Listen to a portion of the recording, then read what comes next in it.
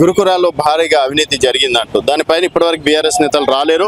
But మేము ఇచ్చిన మాట ప్రకారం అమరవీరుల స్తూపంకి వచ్చామని చెప్పేసి కూడా మంత్రులు చెప్తున్నారు. కాంగ్రెస్ పార్టీ నాయకులు ఏమంటారో చెప్దాం. చెప్పండి, అంటే అవినీతి ఏం జరగలేదు, కాంగ్రెస్ హయాంలో వచ్చినాకనే గురుకులాలను పట్టించుకోవట్లేదు, ఏం జరగట్లేదు అని చెప్తున్నటువంటి మాట. ఈరోజు మా సీఎం గారు రేవంత్ రెడ్డి గారు అయిన తర్వాత ప్రత్యేక దృష్టి సాధించింది ఎడ్యుకేషన్ మీద, పిల్లల చదువు మీద. మీకు తెలిసిందే. ఇంకోటి, గురుకులలో స్పెషల్ జియోలు ఇచ్చి దోచుకుంది ఎవరు తెలియదు పబ్లిక్కి. అవినీతి అంటేనే బీఆర్ఎస్ పార్టీ. తండ్రి, కొడుకు, చెల్లె, బొమ్మార్ది అందరు కలిసి దోచుకొని ఈరోజు 8 లక్షల కోట్ల అప్పులు చేసి తెలంగాణకు జీతాలు ఇవ్వని పరిస్థితి మీది. ఈరోజు మీరు కూడా మాట్లాడితే విడ్డూరంగా ఉంది. మీరు పాత వీడియోలు చూసుకోవచ్చు. ఆర్ఎస్ ప్రవీణ్ కుమార్ గారు కేటీఆర్ గారిని, కేసీఆర్ గారు ఏ విధంగా మాట్లాడారో, ఇప్పుడు వాళ్ళ పార్టీలో కలిస్తే నల్లకాకేదో తెల్లకాకేదో అంటారు కదా ముంచి లేవంగానే, ఆ విధంగా మాట్లాడడం విడ్డూరంగా ఉంది. మీరు ఒక ఐఏఎస్ ఆఫీసర్ అని చెప్పేసి మాకు ఒక రెస్పెక్ట్ ఉంది, దాన్ని కాపాడుకోవాల్సిన బాధ్యత మీకు కూడా ఉంది. తెలియని మాటలు మాట్లాడి ప్రజలను మభ్యపెట్టదని మీ ద్వారా కోరుకుంటున్నాం. ఇప్పుడు వీడికి రాకపోవడం వాళ్ళు గెలిచినట్టు, మీరు గెలిచినట్టు రమ్మనండి, భయపడతామా?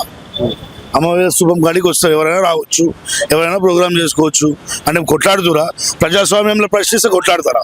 కొట్లాడడానికి వస్తురా? అంత విడ్డూరంగా దోసుకుందంతా వీళ్ళకు. పొద్దున్న లేస్తే పవర్ లేక, ఇన్ని రోజులు పవర్ అనుభవించి పవర్ లేక పిచ్చి పిచ్చిగా చాతలు చేస్తున్నారని అందరికీ అర్థమవుతుంది.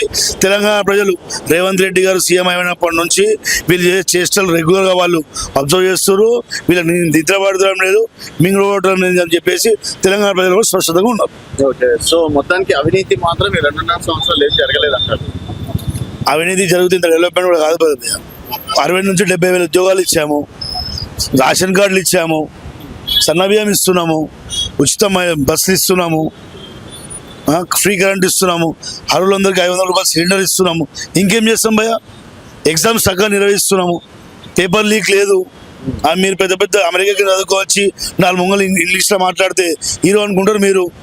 రేవంత్ అన్నట్టేనా ఒక గవర్నమెంట్ స్కూల్ కాబట్టి చిత్తశుద్ధి ఉంది, ఏం నడిపించాలని చెప్పేసి ఎగ్జామ్ నిర్వహించే సత్తా మా దగ్గర ఉంది. వీళ్ళ దగ్గర ఏం లేదు.